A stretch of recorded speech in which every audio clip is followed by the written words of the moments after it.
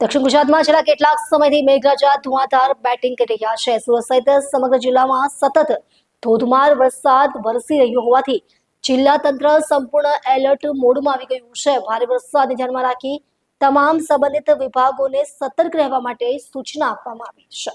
સુરત જિલ્લા કલેક્ટર તેજસ પરમારે જણાવ્યું હતું કે કોઈ પણ આપત્તિજનક પરિસ્થિતિનો સામનો કરવા માટે એનડીઆરએફ, એસડીઆરએફ, ફાયર બ્રિગેડ તેમજ અન્ય ઇમરજન્સી રિસ્પોન્સ ટીમોને આગામી 24 કલાક માટે સ્ટેન્ડ બાય પર રાખવામાં આવી છે. તમામ વિભાગો વચ્ચે સતત સંકલન રાખીને પરિસ્થિતિ પર નજીકથી નજર રાખવામાં આવી રહી છે. કલેક્ટરે વધુમાં જણાવ્યું કે હાલમાં જિલ્લામાં ક્યાંય પૂર જેવી સ્થિતિ સર્જાઈ નથી.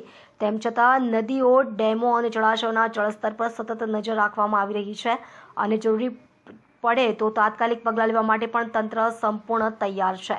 જિલ્લા તંત્ર દ્વારા નાગરિકોને અપીલ કરવામાં આવી છે કે ભારે વરસાદ દરમિયાન બિનજરૂરી મુસાફરી ટાળે, નીચાણવાળા વિસ્તારો અને નદી નાળાઓની નજીક જવાનું ટાળે તેમજ સોશિયલ મીડિયામાં ફેલાતી અફવાઓથી દૂર રહી માત્ર જિલ્લા તંત્ર દ્વારા જાહેર કરવામાં આવતી સત્તાવાર સૂચનાઓનું જ પાલન કરે. ભારે વરસાદની સ્થિતિને ધ્યાનમાં રાખીને આગામી કલાકોમાં પણ જિલ્લા તંત્ર પરિસ્થિતિ પર સતત નજર રાખી રહ્યું છે અને જરૂરિયાત મુજબ તાત્કાલિક કાર્યવાહી કરવામાં આવશે.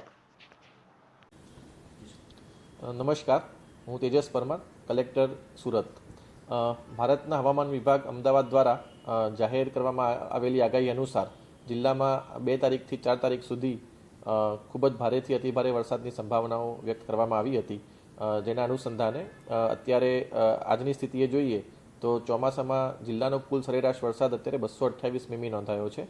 જેમાં સૌથી વધારે વરસાદ અંબિકા તાલુકામાં 389 mm, પલસાણામાં 362 mm, મહુવામાં 352 mm, બારડોલીમાં 309 mm અને ઉમરપાડામાં 298 mm આ વરસાદ ચાલુ ચોમાસા દરમિયાન અત્યાર સુધી એટલે આજની 10 વાગ્યાની પરિસ્થિતિ મુજબ છે.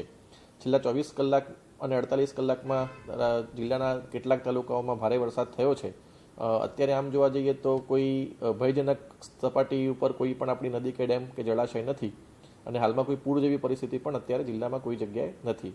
તેમ છતાં પણ આપણે સતત જળાશયો અને નદીના જળસ્તર ઉપર સતત આપણે દેખરેખ રાખી રહ્યા છીએ.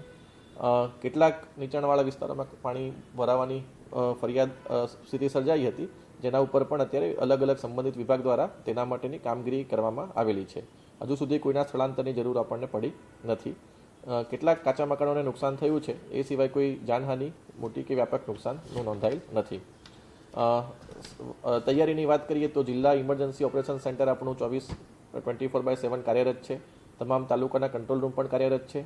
એ સિવાય સુરત મહાનગરપાલિકાનો ફાયર વિભાગ, કામરેજનું ERC સેન્ટર તેમજ તમામ નગરપાલિકાઓના ફાયર વિભાગ પણ બચાવ અને રાહતની કામગીરી માટે સંપૂર્ણ સુસજ્જ છે. તમામ લાઇન વિભાગ, R&B, વીજળી વિભાગ, સિંચાઈ તમામ સાથે અત્યારે સતત સંકલન રાખવામાં આવી રહ્યું છે અને જરૂરિયાત મુજબ જો જરૂર પડે તો તાત્કાલિક પ્રતિસાદ માટે અધિકારીઓની કોન્ટેક્ટ ડાયરેક્ટરી પણ તૈયાર રાખવામાં આવેલ છે. હું સુરતના તમામ નાગરિકજનોને વિનંતી કરું છું કે હવામાન વિભાગની આગાહી અને જિલ્લા વહીવટીતંત્રની સૂચનાઓનું પાલન કરે. ભારે વરસાદ દરમિયાન બિનજરૂરી મુસાફરી ટાળે. નદી, નાળા, કોઝવે અને પાણી ભરાયેલા માર્ગો પાર કરવાનો પ્રયત્ન ન કરે અને અફવાઓથી ખાસ કરીને દૂર રહે અને સત્તાવાર માહિતી ઉપર જ વિશ્વાસ રાખે. અને કોઈ પણ ઇમરજન્સી કે મુશ્કેલી હોય તો જિલ્લા કંટ્રોલ રૂમ અથવા સ્થાનિક તંત્રનો તાત્કાલિક સંપર્ક કરે. સુરત ડિસ્ટ્રિક્ટનો જે હેલ્પલાઇન નંબર છે એ 1077 છે, જે ઇમરજન્સી સિચ્યુએશન માટે આપણે યુઝ કરી શકીએ છીએ.